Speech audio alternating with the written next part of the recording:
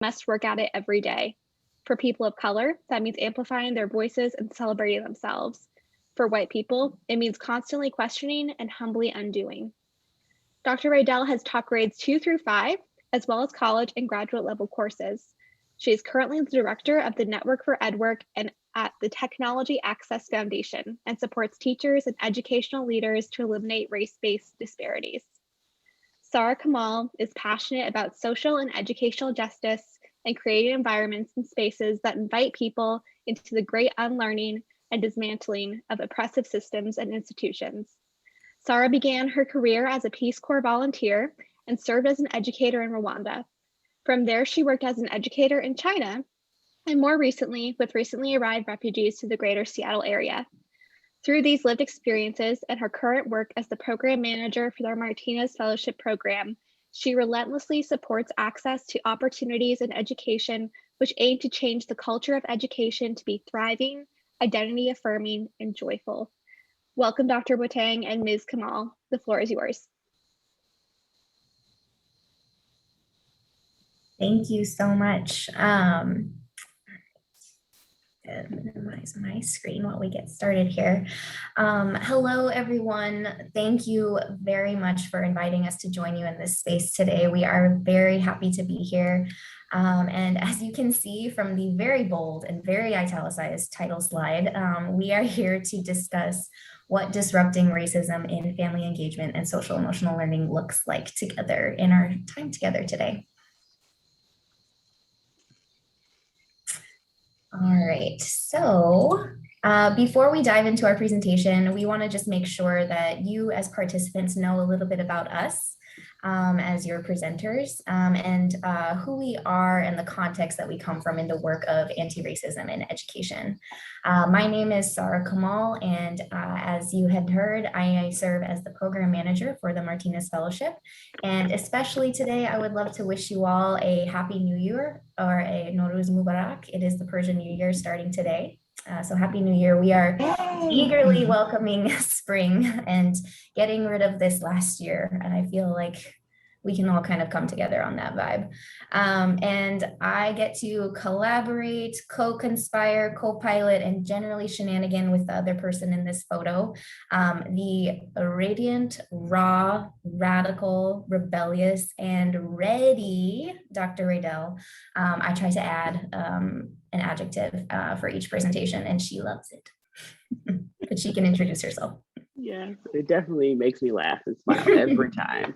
But hello, everyone. I am Dr. Raydell Boateng, Dr. Raydell, and I'm the director of the Network for EdWork at TAF, the Technology Access Foundation. And so I get to work with Sarah in the Martinez Fellowship, and then I also lead our work in programming and supporting our BIPOC leaders in education around just taking care of themselves as educators and also just sustaining ourselves in the work of leadership and education. And then we recently have launched a program in support of white leaders, recognizing the importance of leadership in transforming educational spaces to become and remain anti-racist. And so I also work with and lead a program around ally engagement that supports white leadership in education. We love warm hugs. We do. So this is just a visual representation of, what it is that we get up to within the Network for EdWork. Like many nonprofit organizations or institutions, we love acronyms. So this is just kind of a visual guide that kind of puts our work into context within TAF, and then I'll explain a little how that connects to SPU. So TAF is a nonprofit organization that's been supporting BIPOC students for 20 plus years, and the Network for EdWork is, as Dr. Raydell mentioned, TAF's arm that's dedicated specifically to the sustainability and thriving nature of BIPOC educators and leaders in education, and more recently with the Ally Engagement Program. And our framework that we use for that work is what we call liberation pedagogy. And so the three programs that kind of fall into the Network for EdWork are the Martinez Fellowship, which supports early career educators and navigating that transition from going from a higher ed institution as a student teacher, going into your first few years in the classroom and those white spaces as a BIPOC educator. We have Education Encounter, which supports leaders and BIPOC leaders in education and how you sustain in the work and how you bring people into that work with you. And then more recently, we'll be launching our ally engagement, because the work of anti-racism cannot fall on our shoulders alone, and we need our white allies and co-conspirators to help us out in that process. So our hope in sharing a little bit more about us and our organization is that if you ever want to come to our programming, now you know a little bit about what we're about and what path might work best for you depending on which program might work for you. So the more you know, shining star. So as we mentioned in the title, the intersection of anti-racism and trauma-informed practices is quite a large construct to tackle in a mere 75 minutes. And while Dr. Raydell and we're pretty good at this kind of work, we also recognize that even with our powers combined, we can't solve racism in one session. So in heading into our time today, just keeping in mind that, I'm so sorry, I lost my place. We want to recognize that we can't solve racism in one session. And in our time today, this is just dedicated time and space to reflect on what disrupting oppressive systems means and what it could look like to you and those that you impact in your work. And so some things to keep in mind as we're going through the session is that 75 minutes is the presentation time. So maybe having expectations that would meet that. You're going to get these, lovely little nuggets of truths and wisdoms that we're going to share with you all. And then, you got to keep running with them and practice incorporating them into your daily life so that they become a part of your practice. And then two kind of big things. I think there's a misconception that after you come to a session like this, you can kind of check off a box and say, boom, I'm an anti-racist educator, here I go. But just kind of keeping in mind that after today, you're not necessarily done. And so for the purposes of today, anti-racism is, it's not a noun, it's a verb, it's a practice. And then we are getting uncomfortable and discussing and having these conversations in order to better the learning environment for the kiddos and the babies that we work with. So our outcomes for today, in the more detailed version, are to discuss a little bit about what structural and interpersonal racism are. Can you hear this? Hi, Jolene. I'm sorry. You're fine. I thought it was a question. We'll talk a little bit and present some real life student narratives. We'll discuss anti-racist SEL and family engagement, and then we'll close out. And then our big picture outcomes for today is to continue to, or just don't be racist. We could, put it into like really high academia vernacular, but at the end of the day, that's kind of what we're going for. Boom. And with that, we will, since this is a session of thinking about socio-emotional learning, we're going to start with the check-in and think about our own social emotional spaces currently.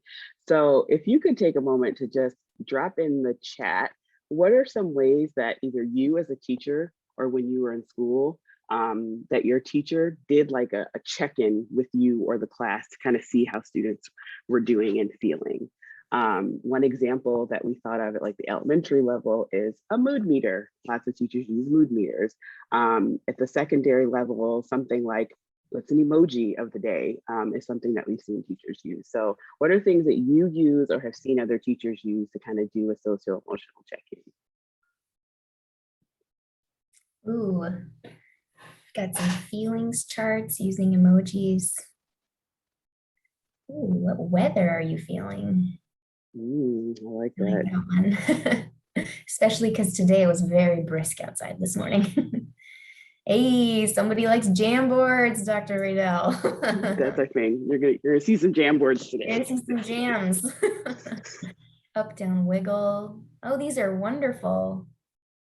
Yes, excellent. We gotta make sure we save the chat. I know. So someone save the chat for us and let us share these with the people we work with. Yes. Excellent. So thank you all for all that. And you can keep those rolling in. But now let's also just throw into the chat the answer to this question on the slide. How is your spirit today coming into this space? This is a question that Sarah actually introduced to me, and she asked me one day, and it kind of paused me in my tracks because it wasn't the typical, how are you doing? To which I either just respond like, okay, or not at all, because you don't really want to know how I'm doing. And I don't really feel like explaining to you how I'm feeling in the moment.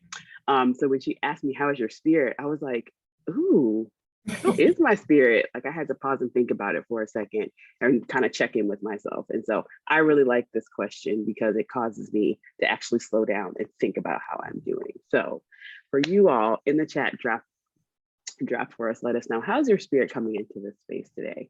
And then Sarah and I will share ours out loud. So my spirit today is feeling hopeful and heavy. Hopeful with just I have a lot of great things that are happening in my life at the moment, but then there are also a lot of heavy things that are happening in the world and some heavy things that are happening in my life. So navigating the kind of competing emotions of those feelings, my spirit is like hopeful heavy at the moment.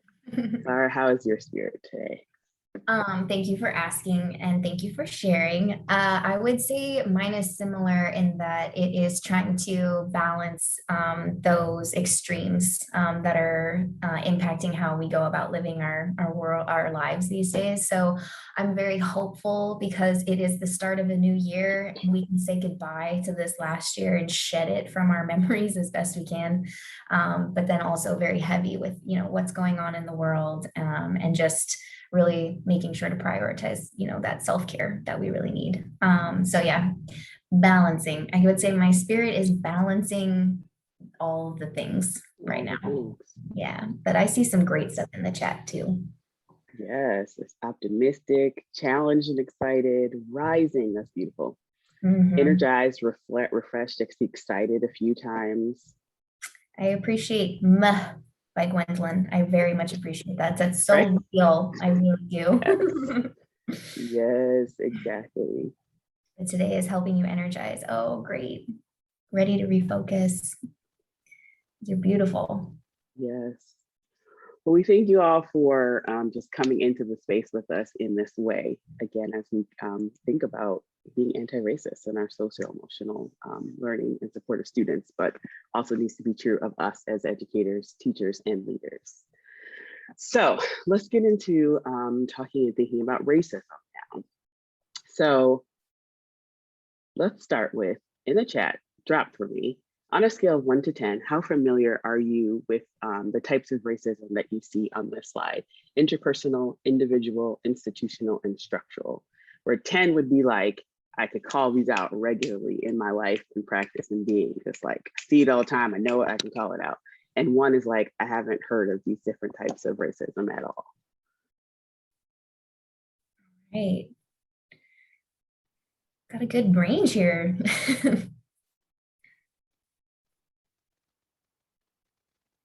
Love it. All right. Okay. Yeah. Yes. So we want us to start out with this to kind of lay the foundation, lay the groundwork for us collectively in this space right now to think and talk about what do we mean when we say racist and racism. Because the more that we can get clear on what we mean when we say racist or anti-racist, the better we can challenge it and disrupt it.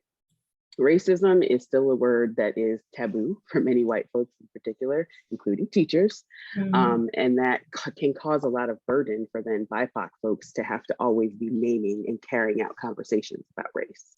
But if we can understand that we're talking about systems and centuries of deeply entrenched ideas and ways of being socialized and so on, that it is interpersonal, it is institutional, it is structural, as well as individual, it can kind of remove the burden from like me as racist to like me as one element in a large system that we all must work to undo and eradicate. Okay. Yes, that's it, end of session. Just kidding. But we were going to give you a moment to actually read through the explanation that comes from the African American Museum of History and Culture, their website on what these terms mean. And then to think about these questions as you read through them and to kind of just think more deeply, internalize a little bit more if you aren't familiar with the terms, to kind of get more familiar with them, to think about these questions. Nope, hold on a second. To think about these questions. And then Sarah is going to drop a link in the chat to the site where the explanations of these different terms kind of reflect and ponder on your own.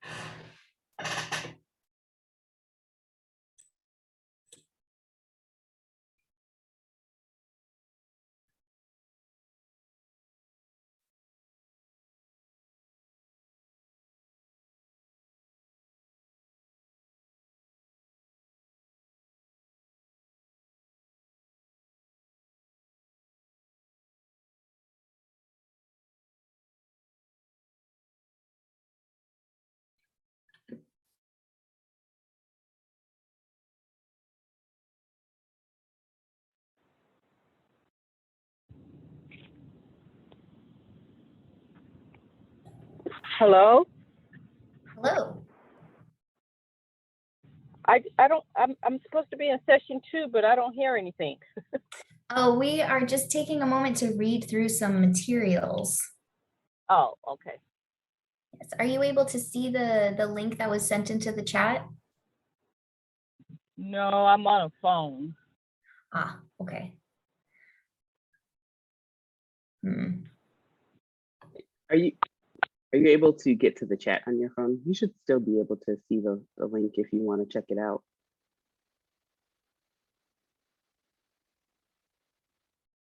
Okay. Sarah, not to interrupt, but when someone joins, they're only able to see the chat from the point at which they joined. So you may want to reshare that link.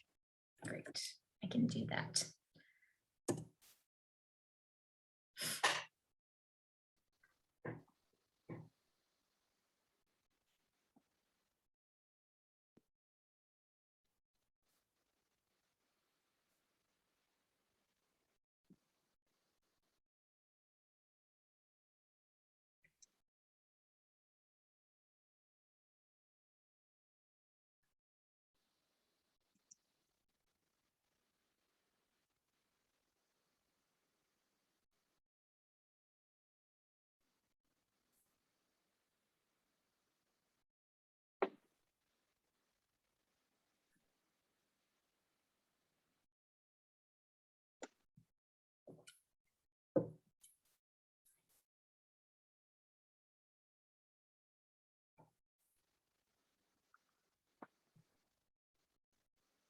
Take about another minute and a half to finish visiting these terms and questions and just thinking about what they mean and how they contribute to this conversation about racism and family engagement and student socio-emotional learning.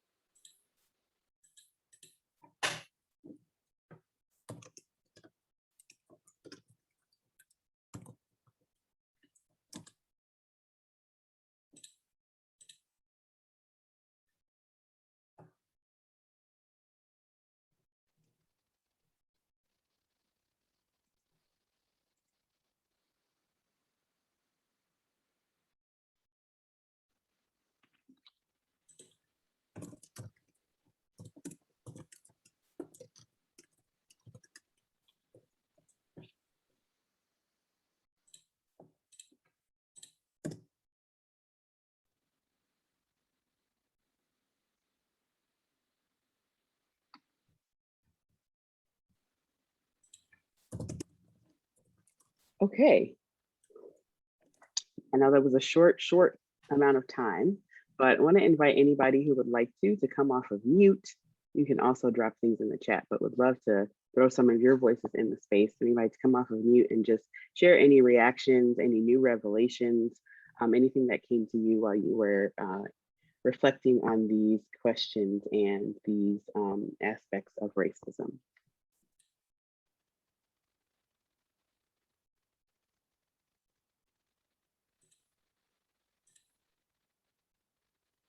Would you equate structural and systemic racism as different sides of the same coin, essentially? Because I've heard both terms. Like me personally, you know what I think? I haven't been asked that question before, so I think I would have to think about it a little bit, but what do you think? It seemed like essentially the same thing, that structural racism, systemic racism, it is part of the overarching theme of our world, and it is built into everything that happens. So systemic, structural, different ways of saying the same thing was my take on it. Yeah, it makes me think that, like, when I think system, I'm thinking like everything as a whole. And then I think of structural as like kind of one of the things that are holding the system up. Yeah. So I like your terminology of like maybe two sides of the same coin, because they're like maybe very similar, but equally important to think about both. Yeah.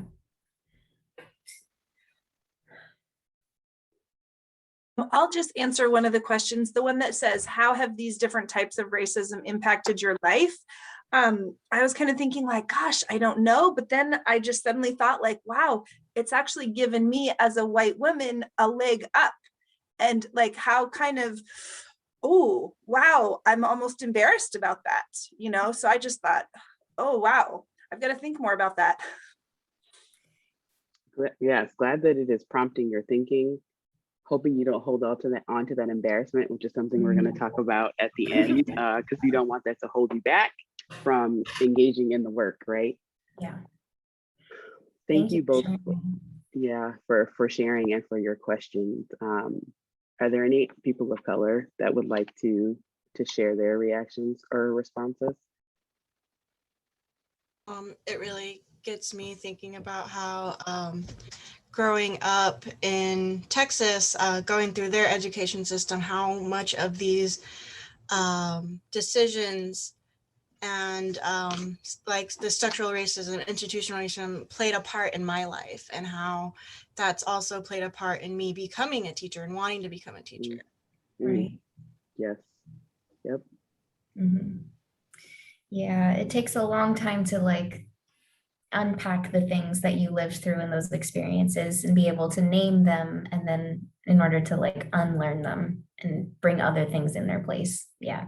Especially when these weren't tools that the tools weren't presented to me when I was in those younger years, and now learning about it, it's like, wow, okay, hold on, this is a lot. Yeah, definitely. Thank you. Can I share really quickly? Can you guys hear me? Yeah. Okay, great. Well, first of all, I want to say thank you guys. This is so great. I'm really excited to be here. For me, this has impacted me significantly, being a woman of color. In particular, my husband is Caucasian. And for me, I was always fearful of, what are people going to say about my kids? What are people, are they going to view me in a certain way? So it has been a big impact, but you know what? I've learned so much from it. But there still is pain there. There's still pain there that I'm trying to wrestle with. And I am African-American and Persian. And so when people look at me, they're like, what are you? You know, I'm like, why does that matter? So I'm still just trying to, you know, kind of find my way as well. And I'm just trying to make a better path for my kids, who you can hear in the background are Caucasian. They look very white. And so I'm just trying to prepare them, right, for when they do get older and what people might say to us or look at us. And so they're just ready for that. But the fact that I have to do that, to me, is sad. So just wanted to share a little bit of that. But thank you guys. This is great work. Appreciate it. Oh, thank you so much for sharing. Yes. Other Sarah and I are excited because we can relate to the different aspects of your identity, not the intersection of them, but Sarah identifies partially as Persian and I'm Black, so we hear you. That was just like the perfect synergy right there. Yes. Definitely. Oh gosh, one of my. Thank you all. We could spend so much time discussing these, obviously. So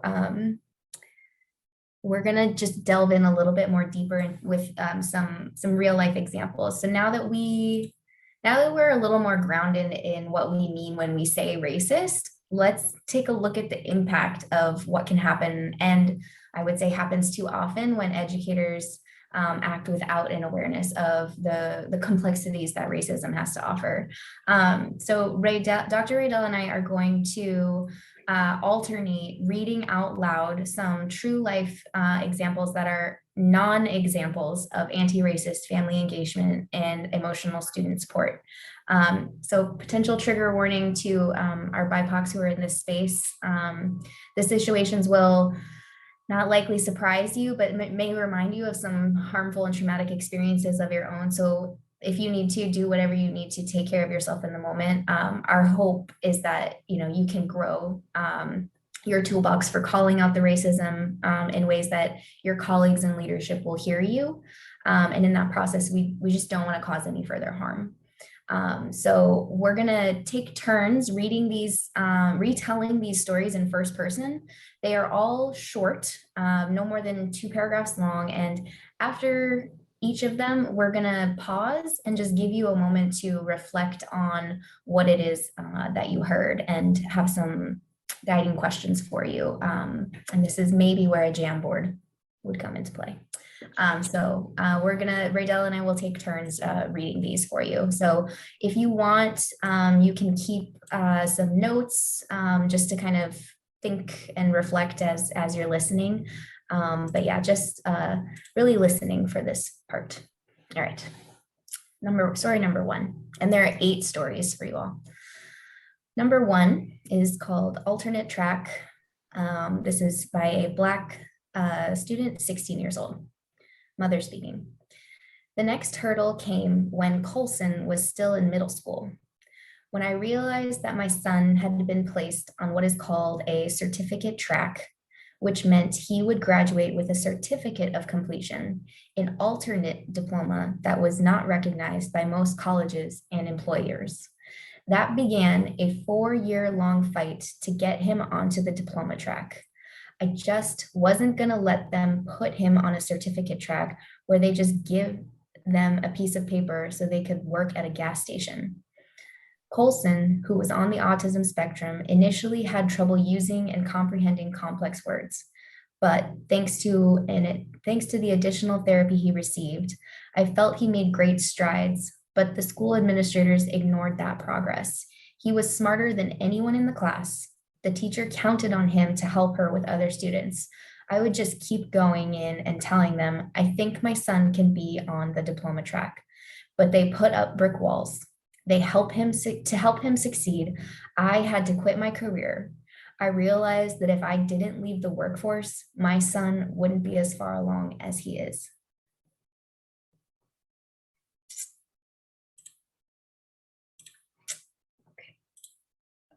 And so what we're going to do in order to kind of help the reflective process a little bit is I'm sharing a link to a Jamboard that you all can open.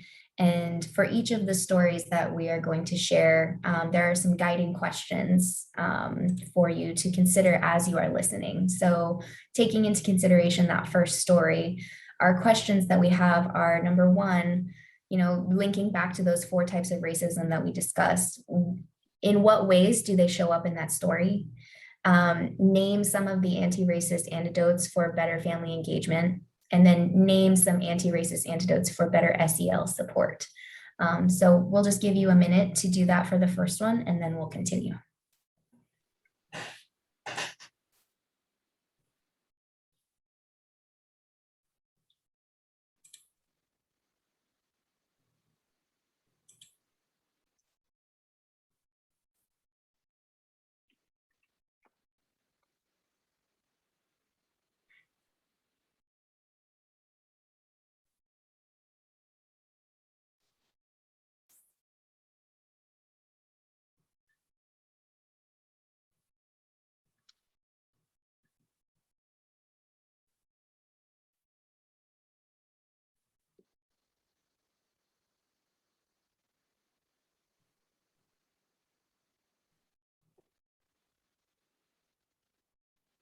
Great. Just want to give you a few extra seconds on this first one as everybody gets into the Jamboard. Mm-hmm.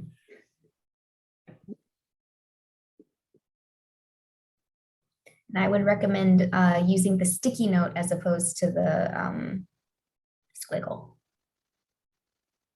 Or the text box. Someone else used the text box and that works well too. Yeah.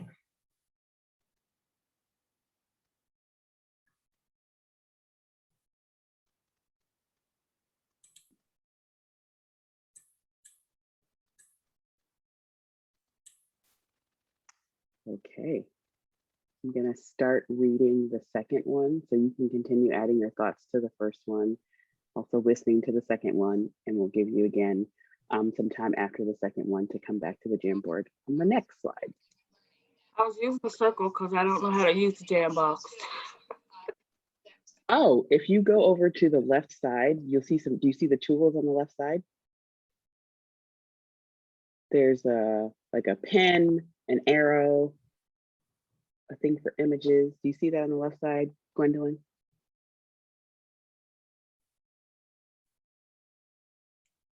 Even on the side over here so you can see it. So I don't know if you can hear me still, Gwendolyn, but over here there's some tools and you can choose this one for a sticky note and this one here for a text box. I hope that helps.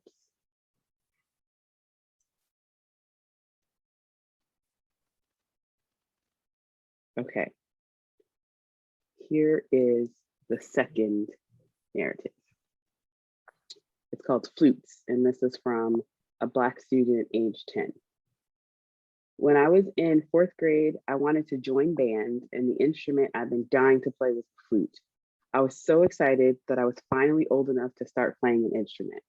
When I told the band teacher that I wanted to play the flute, she said, "Your lips aren't right and won't make the best sounds."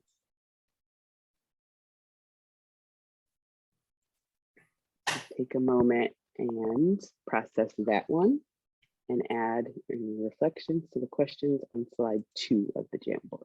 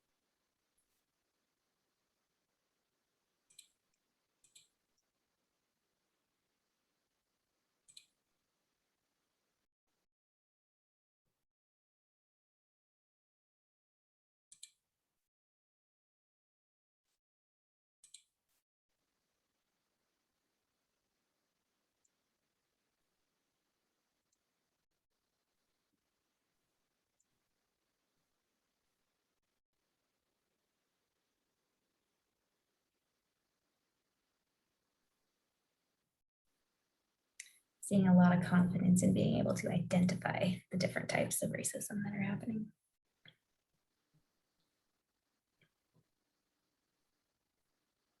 Also appreciating a couple of people have named after they put the type of racism, like they named the thing in the narrative that made it that type of racism. Mm.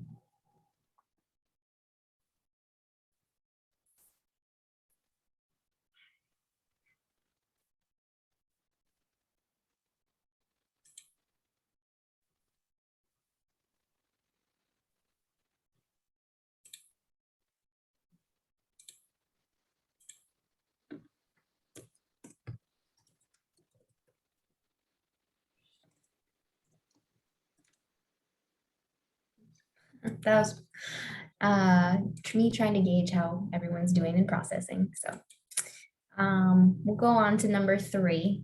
All right, number 3 is called ESL reader support. This is a biracial child, age 10. When I was in elementary school, I was pulled from my class and taken to another room where I saw lots of brown kids looking at pictures and books. I was told that I should be here to help them practice English. The teacher added that because I had learned English, I would be able to help them really well.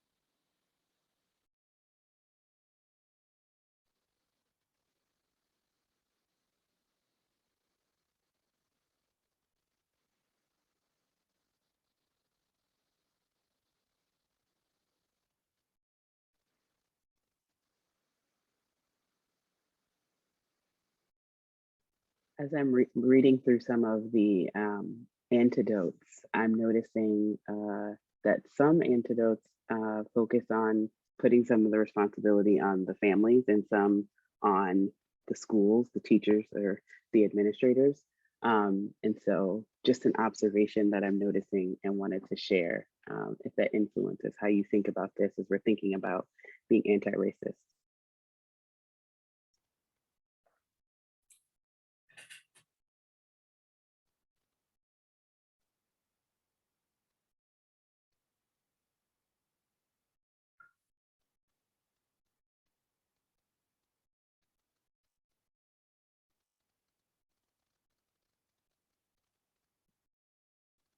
Okay, in about 15 seconds, I'm going to start reading the next one if you want to get your mind ready to listen.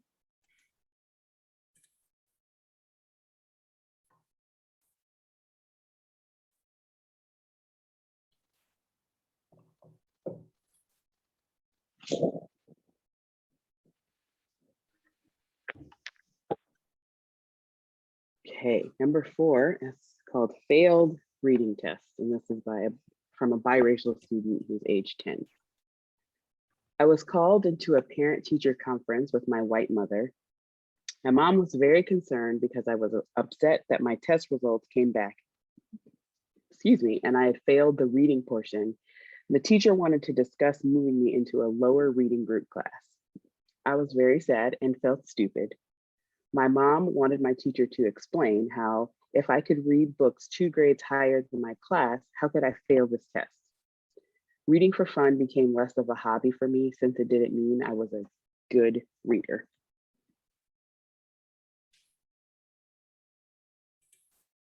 That's number 4.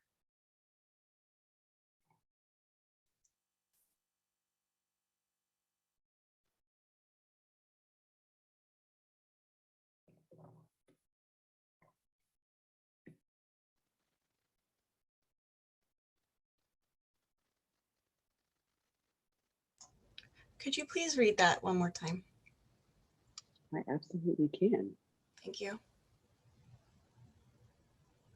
Okay, it's called failed, in quotes, reading test. And again, this student is biracial and they are age 10. I was called into a parent-teacher conference with my white mother.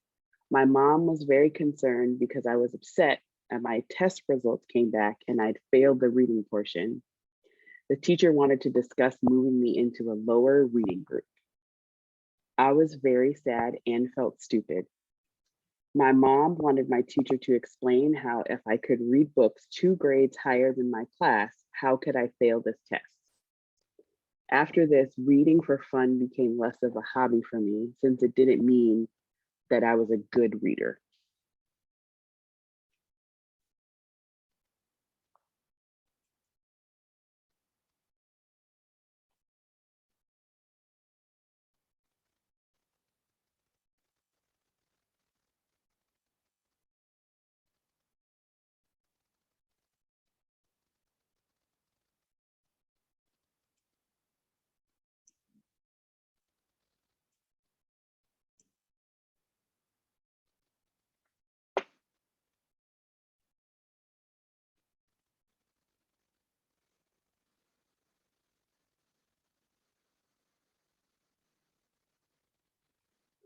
Whoa.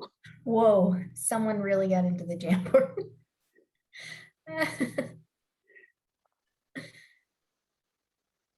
I don't know how to fix that. I think gotta find the corner somehow.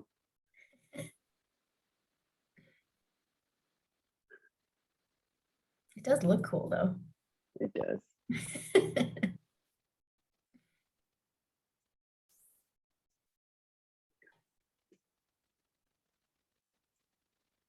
Let me give you about 45 more seconds for this story and then we'll move to the next one.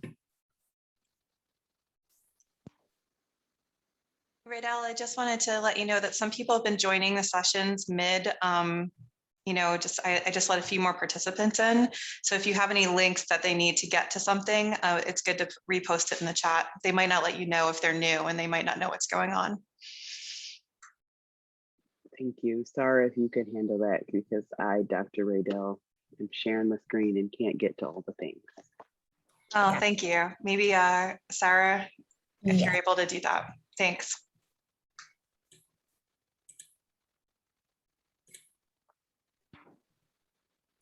Selfishly, I also want to see your Jamboard. Thank you, Sophia, for reposting it. Oh yeah, thanks, Sophia. All right. The person with a giant sticky note, if you maybe try to undo whatever your last move was, maybe it'll shrink.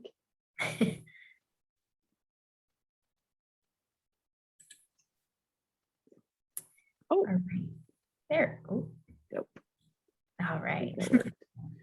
All right. We're going to go to number 5, entitled, quote, low reading group. This is a Black student aged 5. Reading and books were always celebrated in my home. I learned and loved to read well before I started kindergarten. When I started school, I lived in a very white rural town. I remember being very bored during reading groups because the books my group read were too simple. I also remember seeing other kids in other groups with more interesting and bigger books. When I asked my teacher to move, she said, "All kids start out here, but if I show my smarts, I will move soon." One day, my teacher had me take some papers and a note to the office. When I returned, I asked her a question about what was on one of the papers. And she said, "Why are you asking? How did you know about that?" I said, "I read it on the papers you had me take to the office." Shortly after that, she moved me to the, quote, higher reading group.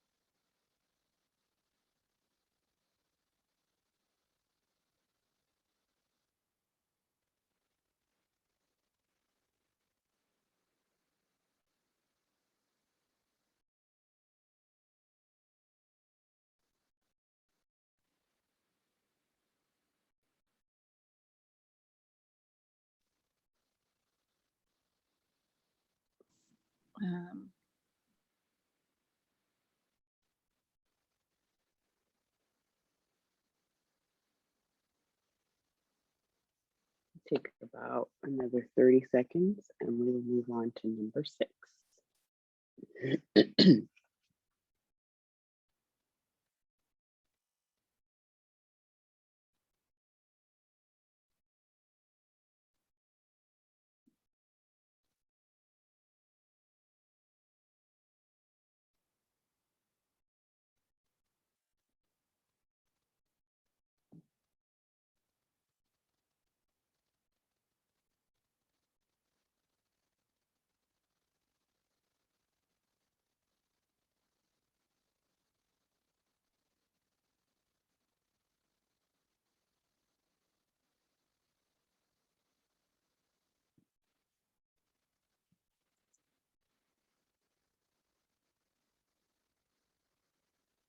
Okay, number 6 is titled In Bellevue, because we wanted to drive home that this happened in Bellevue, Washington. So this is a Black student, age 9.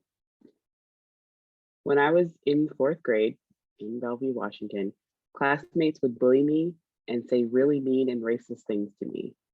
They left notes at my desk with pictures of guns telling me to die.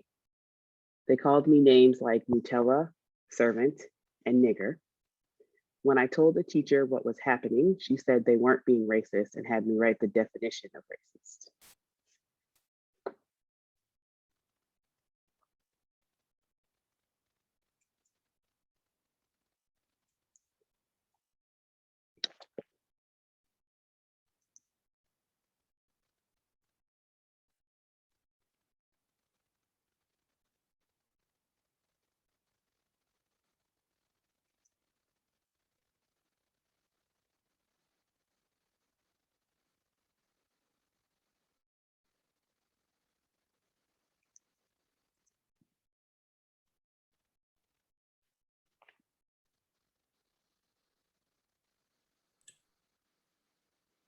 Yeah. Yeah. Boom, yes, that is the anti-racist antidote. Yep. Thank you, whoever named that. We can't even either, Kelly.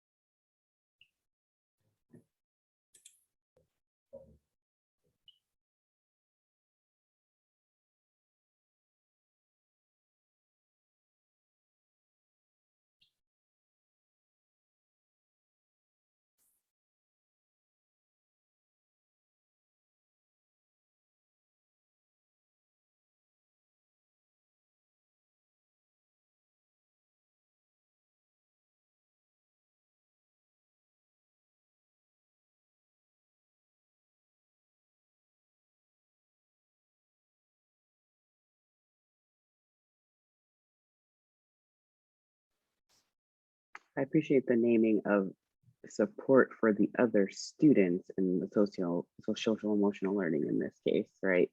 Because in a lot of these examples, we've been thinking about the teacher and then maybe the specific student who was involved, but what about the rest of the students, right? They have work and learning and support that's needed as well. Yeah. Let's take maybe another 45 seconds for this one. We'll read the next story.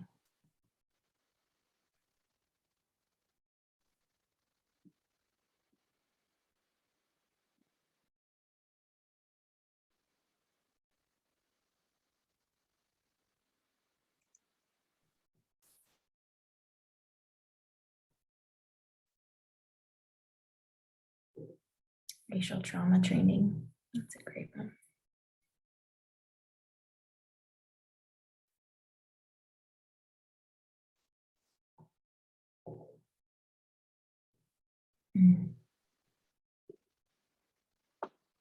I'm curious how many of these things actually take place in the buildings where you all work.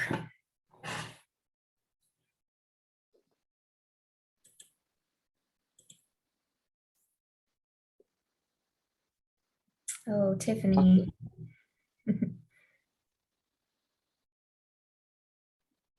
Sorry, what were you saying, Dr. Rita? I was just saying and noticing also a lot of comments referring to leadership.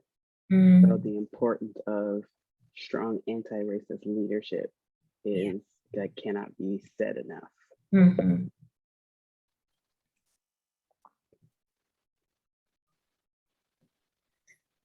Great. Tiffany, okay, I see what you said that now. Yeah. I'm happy for you that you were able to leave a toxic place, for sure. All right, let's go to the next story. This one is called, quote, Demonstrating Islam. This is from a Middle Eastern student, age 12. When I was in 7th grade, my white female social studies teacher was presenting a unit on world cultures and had invited a guest speaker to discuss and present Islam to our class. I was really excited about this because my father grew up in a predominantly Muslim country, and I felt like this was a topic that I could speak from experience on. To my surprise, a very tall woman wearing a full burqa walked into the classroom.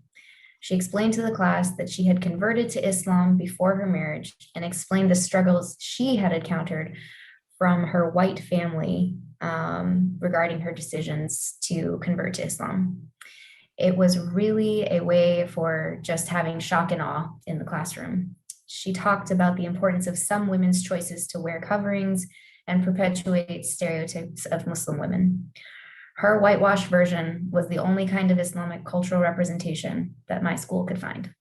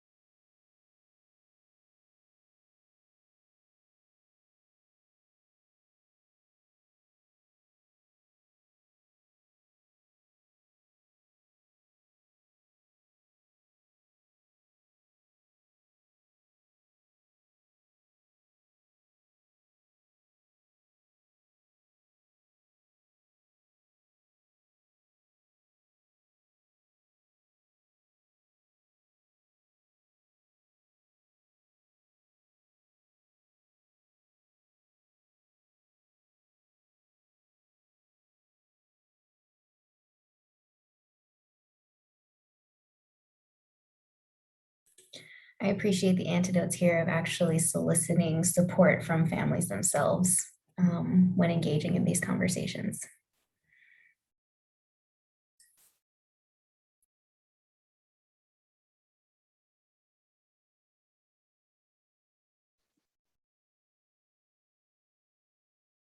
Take another about 30 seconds and we will hear the last one.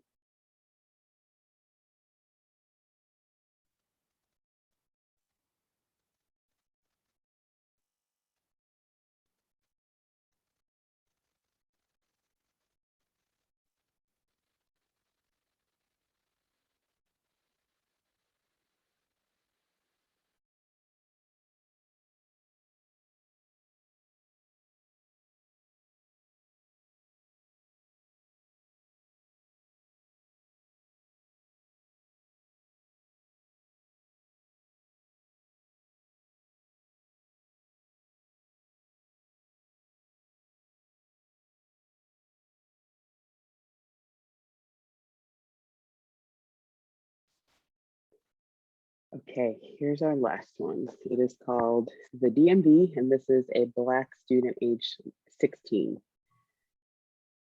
In 11th grade, during which time I attended an elite boarding school, my classmates and I were having an off-topic conversation during a history class. In the conversation, my best friend since the 7th grade says, all the Black ghetto people came driving up to the DMV with their loud music. So I said, excuse me? And my friend replied, oh, but not like you. And then I said, what does that mean? Then my teacher stepped in and said, well, she didn't mean it like that. This moment launched many years of an identity crisis in which I started to regularly self-regulate how much I let my Blackness out. And since then have felt socially isolated for not being Black enough for Black or white people.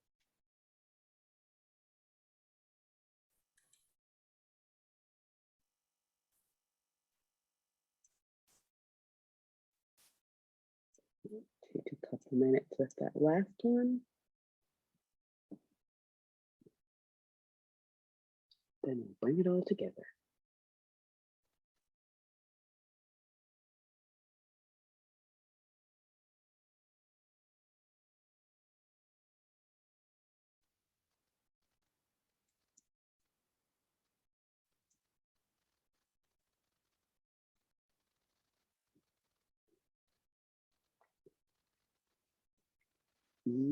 Became institutional when the teacher joined in. That's a very interesting observation.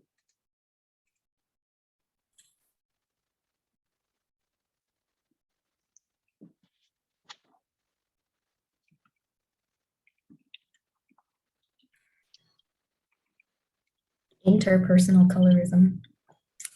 Yep, yep, yep, yep.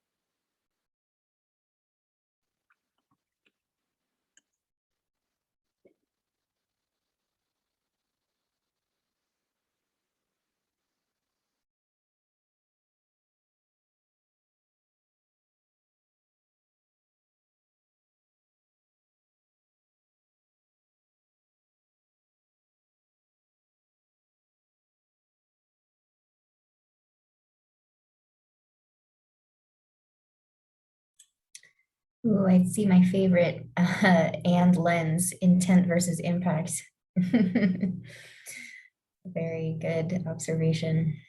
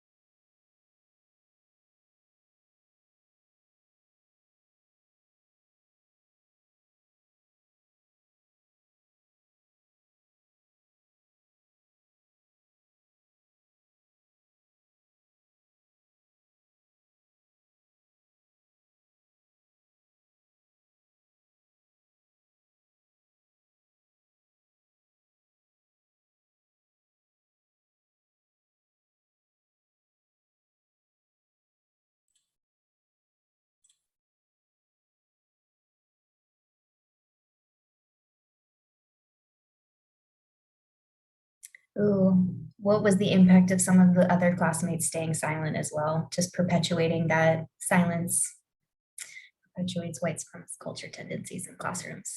Yes, very much so.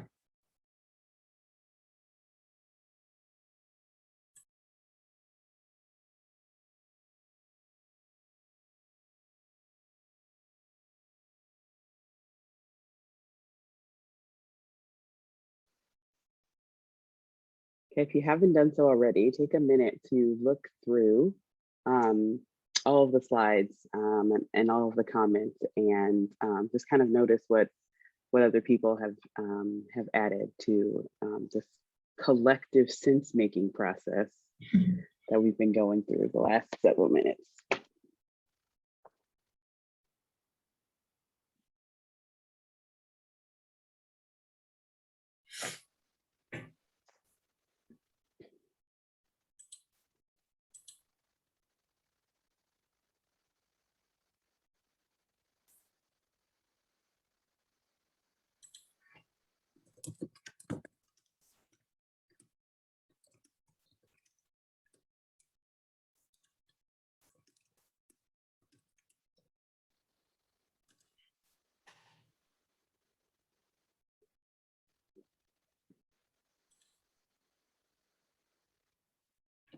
Okay, so hopefully that was a helpful way to sort of apply the different types of racism that we looked at in the beginning to some specific and real life, real lived experience for some students and families and the teachers that went through that, and to have the opportunity to kind of engage with each other in a large group space. And also, we want to be clear that observing these situations from the outside, that it's easier to be able to empathize with the student and the families in these situations even, but we just want to name that the teachers likely didn't think that they were doing anything wrong or racist for that matter. They likely thought that they had the best of intentions.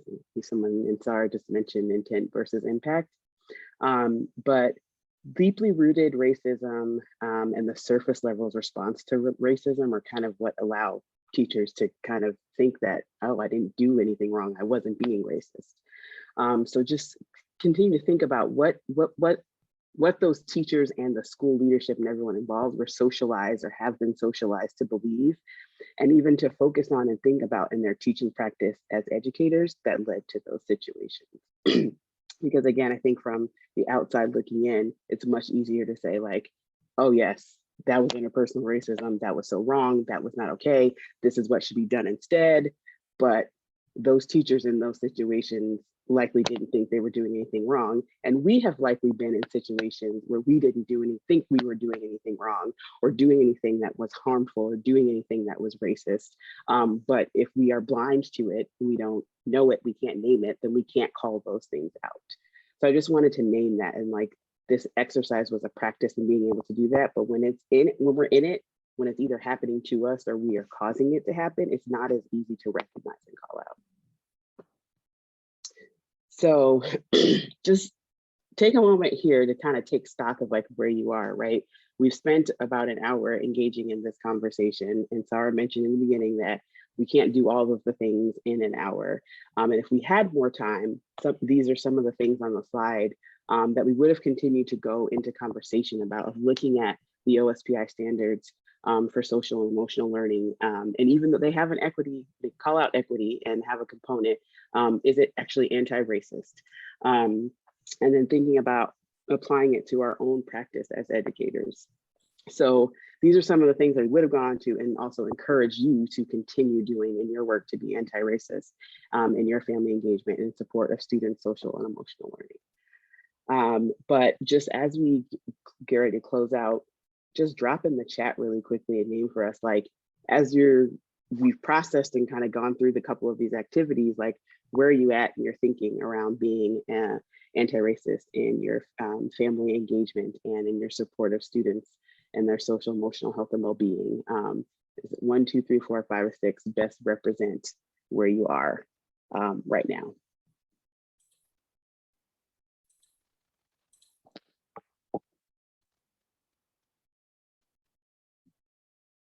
Couple of threes. Oh no, we're about to leave. Oh, dang. Okay, before we get kicked out, Sarah. Yeah. Oh, I went too far. Go ahead, do that one. Keep dropping your numbers in the chat though.